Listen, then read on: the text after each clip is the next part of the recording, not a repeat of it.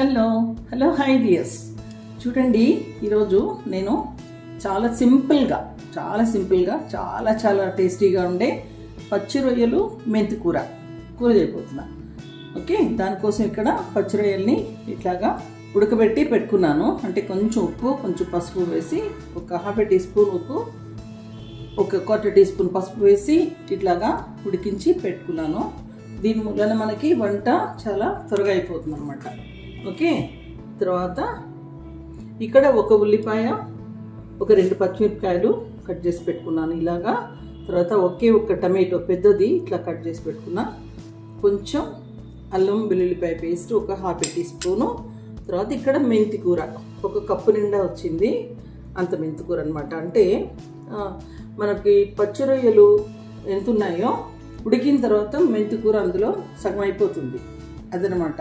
ఎందుకంటే ఇది డామినేట్ చేయకూడదు, టేస్ట్ అంతా కూడా మంచిగా డిస్ట్రిబ్యూట్ అవ్వాలి. ఓకే, అందుకని ఇక్కడ ఒక 2 టీ స్పూన్స్ మసాలా కారం పెట్టుకున్నాను.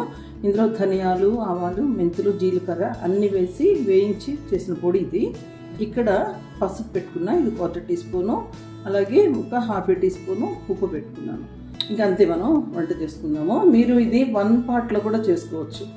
అంటే పచ్చిరొయ్యలు ముందే ఉడికించుకున్నాం కనుక 1 పార్ట్ కర్రీగా కూడా మీరు చక్కగా చేసుకోవచ్చు, చాలా ఈజీగా అయిపోతుంది. ఓకే, చూడండి, ప్యాన్ వేడి చేస్తాను, అందులో నూనె వేసుకుంటున్నా. కొంచెం మనం పచ్చిరొయ్యలు వేసుకుంటున్నాం కదా, సో ఒక 3 టేబుల్ స్పూన్స్ ఆయిల్ వేసుకున్నాను.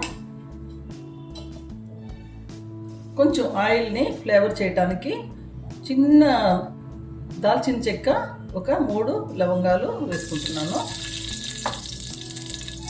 ఇది మూత పెడదాము, ఒకసారి ఈ మసాలా వస్తువులు పేలుతూ ఉంటాయన్నమాట. ఓకే, ఇప్పుడు ఇలా మనం కట్ చేసి పెట్టుకున్న ఉల్లిపాయలు, పచ్చిమిరపకాయలు వేసేసుకున్నాము. ఉల్లిపాయలు మంచిగా వేగుతూ ఉన్నాయి కదా, ఇప్పుడు నేను జింజర్ గార్లిక్ పేస్ట్ వేసుకుంటున్నాను.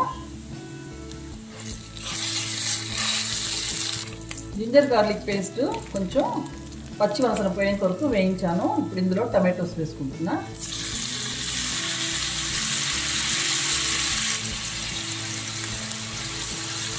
మంచిగా కలుపుకుందాము.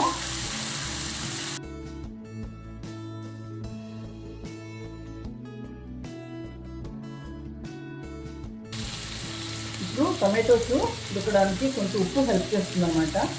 ఇంతని ఉప్పు వేసేస్తున్నా, పసుపు వేస్తున్నా.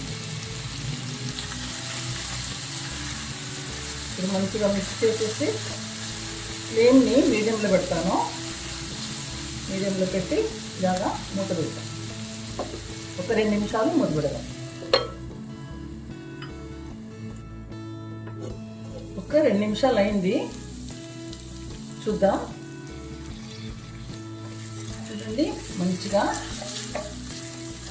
టమాటో అంతా కూడా మెత్తగా అయిపోయింది.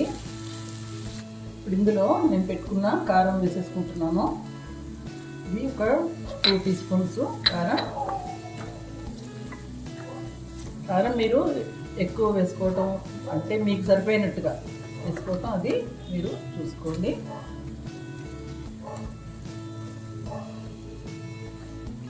కొంచెం కారం కొంచెంగా వేగింది.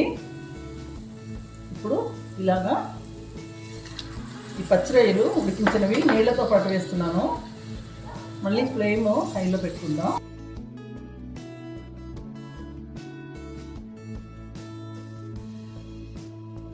ఉడుకుతుంది కదా గ్రేవీ చక్కగాను. ఇప్పుడు ఇందులో మనం ఇట్లా పెట్టుకున్న సన్నగా తరిగి పెట్టుకున్నాను ఈ మెంతి ఆకు, దాన్ని వేస్తున్నాను.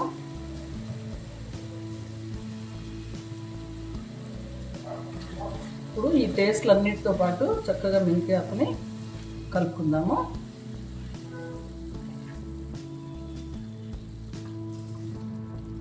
ఫ్లేమ్ హైలో పెట్టాను.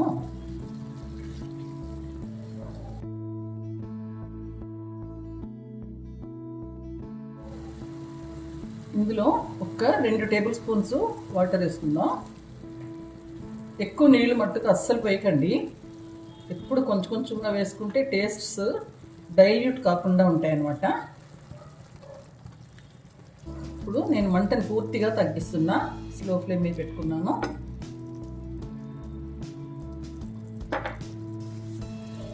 ఇప్పుడు మళ్ళీ మూత పెడుతున్నాను. కొంచెం అన్నీ ఎగిరిపోయే వరకు మనం ఉడికిద్దాము.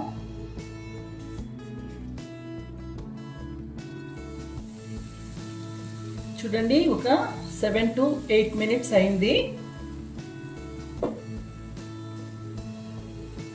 ఇప్పుడు ఇందులో ఉన్న నీరంతా కూడా ఇంకిపోతుంది.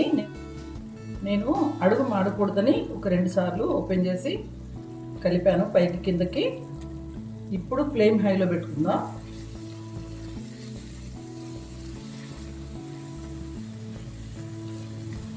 కొంచెం డ్రైగా అయ్యేంత వరకు వేయించేద్దాము.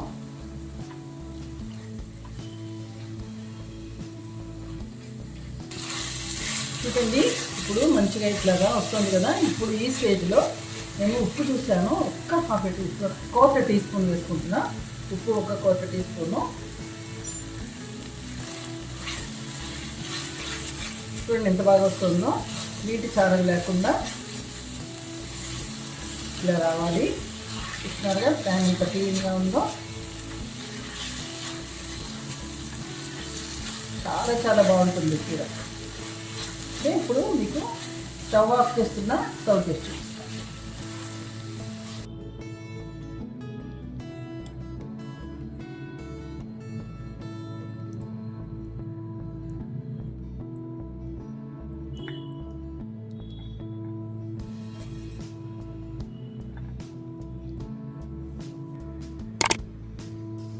చూడండి ఫ్రెండ్స్, ఎంత బాగుందో చూస్తున్నారా. చాలా చాలా సింపుల్గా చేసుకునే ఆకుకూర కలిపిన, మెంతి కూర కలిపిన పచ్చిరొయ్యల కూర ఎంత బాగుంటుందంటే చాలా చాలా టేస్టీగా ఉంటుంది. ఇది మీరు దీన్ని రోటీతో తినొచ్చు, రైస్తో తినొచ్చు, అన్నింటికి చపాతీలు అన్నింటికి బాగుంటుంది. ఓకే, తప్పకుండా చేసుకోండి. Thank you. Thanks for watching.